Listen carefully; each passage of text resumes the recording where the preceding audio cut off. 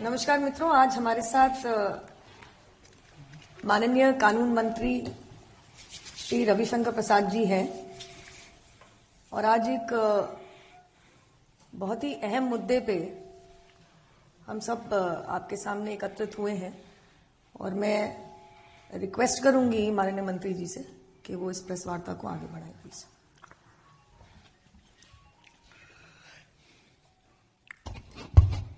अनिल बलूनी जी और सभी मंच पर मेरे प्रवक्ता मित्रों,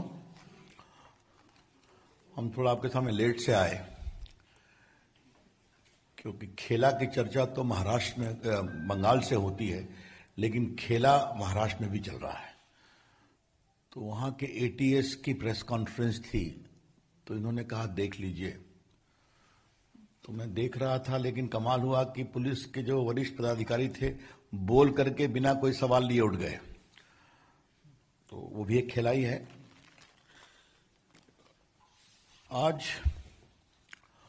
कुछ मोटी बातें कहनी है, फिर जो आपके सवाल होंगे उसका हम उत्तर देंगे। परसों मैंने पटना में प्रेस की थी, फिर देवेंद्र जी ने मुंबई में प्रेस की थी। हमें लगा कि ये कहानी बहुत तेज चलेगी और ये अब ऑटो पायलट पर है ना। तो कब ये गाड़ी किधर से कैसे निकलेगी, अभी इसकी बहुत सी किस्तें आनी बाकी होंगी, इसलिए आपको हम डिस्टर्ब करते रहेंगे, ये हम आपको कहना चाहते हैं।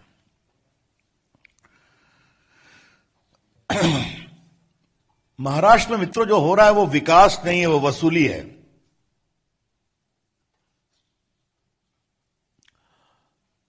परसों अपने पटना के प्रेस में मैंने कहा था कि ये महा लूट अगाड़ी है। अब उसमें थोड़ा सा परिवर्तन किया कि महा वसूली अगाड़ी भी है। वसूली, वो एक कहावत है ना, democracy is for the government, for the people, by the people, है ना। तो एंड ऑफ द पीपुल। तो महाराष्ट्र गवर्नमेंट इज ऑफ वसूली, फॉर वसूली, बाय वसूली। ये इसका टेक्स्ट बुक केस वहां पर आ रहा है। अब देखिए ये बातें कैसे निकलती हैं। पहले क्या बात आई कि एक पुलिस ऑफिसर शक के घेरे में आया जिसका नाम है संजीव वाजे ना, सचिन वाजे, क्षमा करिए, आई स्टैंड करेक्टेड। दूसरी कहानी आई कि भारत के इतिहास में पहली बार हुआ कि एक पुलिस कमिश्नर, पूर्व पुलिस कमिश्नर ने लिखा कि होम मिनिस्टर साहब ने टारगेट फिक्स किया है मुंबई से 100 करोड़ रुपया पर महीने का। तो परसों हमने एक विषय उठाया था कि अगर महाराष्ट्र में मुंबई से सिर्फ एक मंत्री का टारगेट है वसूली का कोटा 100 करोड़, तो पूरे महाराष्ट्र का कितना है। और अगर एक मंत्री का कोटा है 100 करोड़, तो बाकी मंत्रियों का कुल मिलाकर कितना है। और यह भी सवाल उठाया गया था कि गृह मंत्री जी ये सिर्फ अपने लिए वसूली कर रहे थे, अपनी पार्टी के लिए या सरकार के लिए। इन तीनों का अभी तक कोई उत्तर नहीं आया। आज सुबह माननीय पूर्व मुख्यमंत्री देवेंद्र फडणवीस ने कुछ डॉक्यूमेंट के साथ बातें कही हैं जो आपने देखा होगा कि भ्रष्टाचार, ट्रांसफर पोस्टिंग के नाम पर भी वसूली चल रही थी। और वो छोटे मोटे ऑफिसर्स की भी नहीं, बड़े बड़े आईपीएस ऑफिसर्स की भी। और जो कमिश्नर सीआईडी थी एक रश्मि शुक्ला, उन्होंने पूरे मामले की तहकीकात की। उसमें बड़े रसूखदार लोग थे जिनके संबंध सत्ताधारी पार्टी के इर्द गिर्द थे और कुछ ब्रोकर्स थे। उनके पूरे डिजिटल कॉन्वर्सेशन भी लॉफुल तरीके से प्राप्त किए गए थे। और डीजीपी ने, सुबोध जायसवाल जी ने उसको भेजा एडिशनल चीफ सेक्रेटरी के पास, कृपया कर करके आप इसे मुख्यमंत्री के पास पहुंचाइए। यह कहानी 2020 की है। इतने बड़े महाराष्ट्र, ऐसे बड़े प्रदेश में आईपीएस और बड़े पुलिस पदाधिकारियों के ट्रांसफर पोस्टिंग में सीधा वसूली हो रही है। Extortion is being done. हमें उम्मीद थी कि मुख्यमंत्री कार्रवाई करेंगे, लेकिन दोषियों के खिलाफ कार्रवाई करने की बजाय एक ऑनेस्ट बहादुर महिला पदाधिकारी, रश्मि शुक्ला नाम है शायद, उसको सिविल डिफेंस का डीजीपी बना दिया गया, क्योंकि अपनी सीनियरिटी में वो उस स्तर पर पहुंच गई थी। और जो बताया देवेंद्र जी ने 10 फीट बटा 10 फीट का उसका एक क्यूबिकल था, और ये दोनों ने महाराष्ट्र छोड़ दिया। आज ये बताना जरूरी है कि ये दोनों डीजीपी और जो एक तो डायरेक्ट जनरल ऑफ पुलिस थे Subodh Jaiswal, I understand he is now in CISF DGP, और रश्मि शुक्ला इतना डिमोरलाइज थी कि वो सेंट्रल डेपुटेशन पे आई, शायद वो भी कहीं पर मुझे बताया गया है कि सीआरपीएफ या कहीं पर वो एडिशनल डीजीपी है। ये क्या हो रहा है महाराष्ट्र में? मतलब आप director general of police, Maharashtra ऐसे बड़े sensitive state, Mumbai is the financial capital of India, वहां पर डीजीपी अपने एक इमीडिएट नंबर 2 जो कि पूरे सीआईडी की हेड है, उसकी इंक्वायरी रिपोर्ट भेज रहे हैं सीएम को, बताइए, और कार्रवाई करवाइए। कार्रवाई तो दूर, दोनों इन ईमानदार अफसर्स को पनिश किया गया। ये इससे बड़ा दुर्भाग्य कोई हो नहीं सकता। अब थोड़ा मैं अपने इस पूरे विषय को एक ट्रायंगल के रूप में आप में प्रस्तुत करता हूं। सचिन वाजे सस्पेंडेड था लगभग 15-16 वर्ष तक, शिवसेना का मेंबर बनता है, उसको कोरोना काल में रीइंस्टेट करते हैं। क्या कहते हैं? बहुत से पुलिस वाले बीमार पड़ रहे हैं, इसलिए उनकी जरूरत है। रीइंस्टेट किया तो सिर्फ एक इनको किया और 4 कांस्टेबल को किया। ये रीइंस्टेट होने के साथ एंटिया का घटना सामने आती है, जो जिलेटिन बार मिली है, एक्सप्लोसिव सब्सटेंस है। उस पर भी एक विषय मुझे कहना है, अभी मैं आऊंगा। और उसके बाद उन्हें 100 करोड़ वसूली का टारगेट दिया जाता है, क्योंकि जो इनका अतीत रहा है उसके बारे में बात निकलेगी तो बहुत दूर तक जाएगी, तो ये डिलीवर कर सकते हैं। उनको दिया गया, जो पुलिस कमिश्नर ने बताया। अब मैं ये जो टारगेट की बात की जा रही है, इसके पहले मैं एक बात आपको बताना चाहूंगा, और ये बात बहुत गंभीर है। आपको मालूम है वो जो कि जो हमारे स्कॉर्पियो गाड़ी मिली थी, उसमें जिलेटिन मिला था, ठीक है, याद करिए आप। ये एक्सप्लोसिव सब्सटेंस है,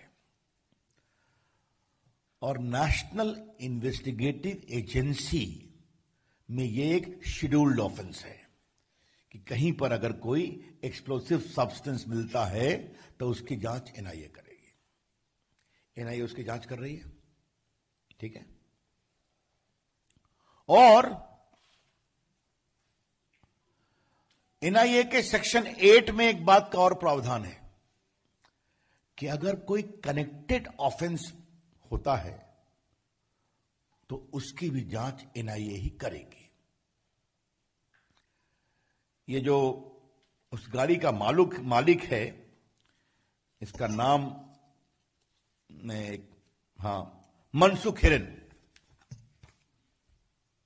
अभी जो प्रेस कॉन्फ्रेंस थी एंटी टेररिज्म स्क्वाड महाराष्ट्र की, वो उसके बारे में थी, उसमें भी सचिन वाजे का नाम आया है, वो एक अलग विषय है। लेकिन जहां तक मेरी जानकारी है, एनआईए ने रिक्वेस्ट किया है अंडर प्रॉपर ऑथराइजेशन कि इस मनसुख हिरेन के मृत्यु या हत्या की जांच हमें दे दी जाए, क्योंकि उसके तार जुड़े होंगे। वो अभी तक महाराष्ट्र सरकार ने एनआईए को नहीं दिया है। क्यों नहीं दिया है? अगर एनआईए पूरे उस जिलेटिन, उस गाड़ी के पूरे मामले की जो एक्सप्लोसिव सब्सटेंस है जांच कर रही है, तो उस जांच में अगर उस गाड़ी के मालिक की संदेहास्पद मृत्यु होती है तो वो जिम्मेवारी एनआईए को क्यों नहीं दी जा रही है? क्या इस बात से हम ये निष्कर्ष निकालें कि जो इसके सस्पिशियस सर्कमस्टेंसेस ऑफ कॉन्स्पिरेसी है उसकी ईमानदार जांच को रोका जा रहा है? हम कोई टिप्पणी नहीं कर रहे हैं। सचिन वाजे ने उनको मरवाया, मुंबई की एटीएस बहुत तेजी से उस पर अपनी गाड़ी भगा रही है ताकि जांच को वाजे पर ही रोक दिया जाए। इस पूरे मामले की व्यापक जांच क्यों नहीं होनी चाहिए? ये बहुत गंभीर सवाल है। आप ही लोगों ने मीडिया में चलाया था कि कुछ जिलेटिन के तार किसी दूसरे प्रदेश के जेल से भी लिंकेज है ना, याद करिए अपने रिपोर्टिंग को आप लोग। तो ये क्यों नहीं होना चाहिए? मैं फिर कहूंगा, अगर भारत की एनआईए एक उद्योगपति के घर के सामने जो मिली है गाड़ी जहां से जिलेटिन रिकवर हुआ, उसके पूरे मामले की जांच कर रही है, तो अगर उस गाड़ी का तथाकथित मालिक से संदेहास्पद परिस्थितियों में मृत पाया जाता है तो उसकी जांच को क्यों रोका जा रहा है? Obviously there are lot of suspicious circumstances surrounding. देखिए, हम किसी का पक्ष नहीं ले रहे हैं, कोई पदाधिकारी हो पुलिस का, चाहे वो डीजीपी पूर्व के हो या क्राइम की हेड हो, हम सिर्फ तथ्यों को पब्लिक डोमेन में ला रहे हैं। The BJP would like to clarify clearly and categorically that we don't wish to take the side with anyone. We are only bringing the fact into the public domain, including all the suspicious circumstances, which raises very sensitive questions, जो कि बहुत ही संदेहास्पद सवाल पैदा करते हैं।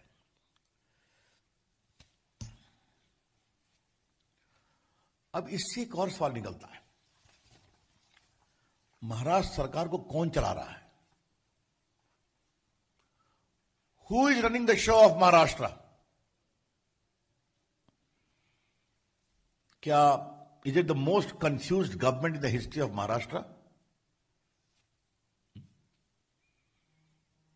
जिसके नेता तो कुर्सी पर हैं, अथॉरिटी नहीं है? अगर सेना के लोगों से पूछो क्या है मामला, हमसे नहीं, बात करो एनसीपी से, उनके आदमी, उनके नेता है।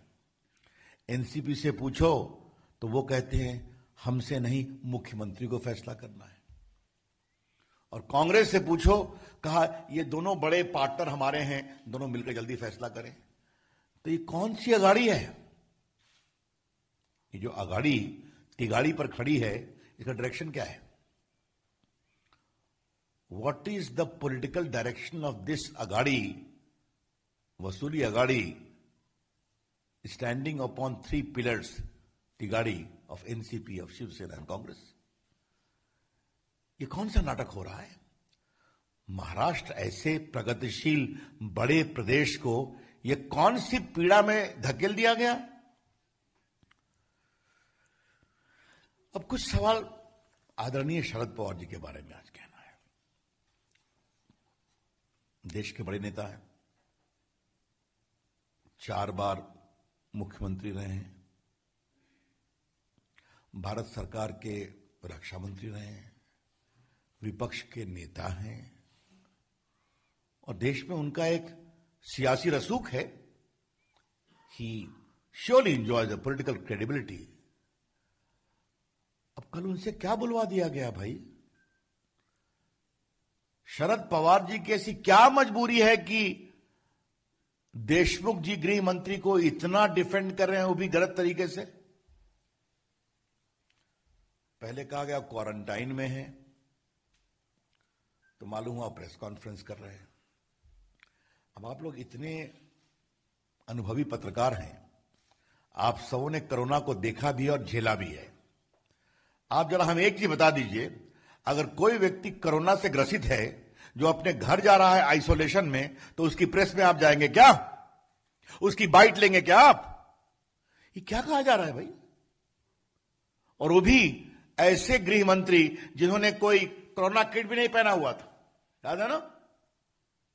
हम तो आज हवाई जहाज में चलते हैं तो एयर होस्टेस कहती है, सर हेड गियर पहनिए, डबल मास्क लगाइए।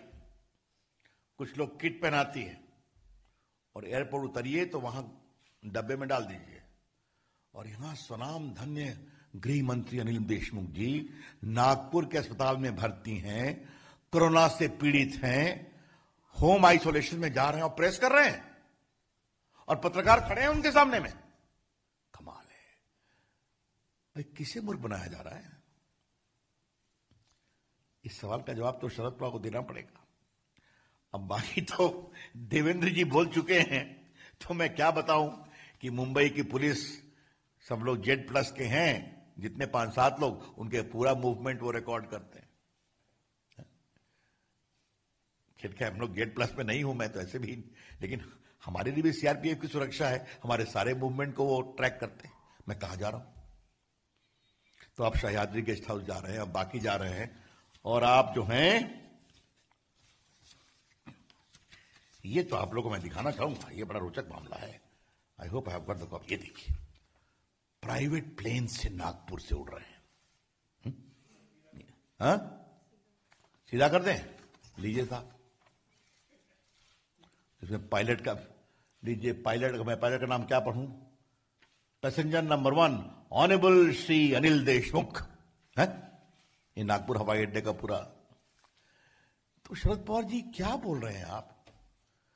मुंबई पुलिस का मैंने पूरा उनके मूवमेंट दिखा दिया, आज दिखा दिया हमारे मुख्यमंत्री जी ने, पूर्व मुख्यमंत्री जी ने। ये पूरा उनका प्लेन मूवमेंट है। आप हमें ये बताइए, अगर वो बीमार हैं तो क्या ऑर्डिनरी प्लेन से उड़ सकते हैं? मैं बहुत गंभीर सवाल आप लोगों के सामने रखना चाहता हूं। कोरोना का प्रोटोकॉल क्लियर है ना? अगर आप पॉजिटिव हैं, आपको क्वारंटाइन चाहिए, तो आप एयर एम्बुलेंस से उड़ सकते हैं विद डॉक्टर्स। क्योंकि आप देखिए 8 पैसेंजर हैं इसमें, 8, 2 पायलट, तो आप सबको खतरे में डाल रहे हैं ना। आजकल तो यह हाल है कि अगर आप पॉजिटिव हैं तो बड़े प्लेन में भी आपको अलाउ नहीं करते हैं, है ना, क्योंकि आप दूसरे के लिए संक्रमण का माध्यम न बन जाए। How could a distinguished honorable home minister of a big state of Maharashtra, Mr. Anil Deshmukh, was permitted to fly in a charter plane from Nagpur to Mumbai in the company of 6 passengers and 2 pilots, a small plane. तो मैं ये नहीं कहूंगा कि quarantine एक बहाना है, लेकिन ये सारी चीजें बड़े सवाल खड़े करती हैं।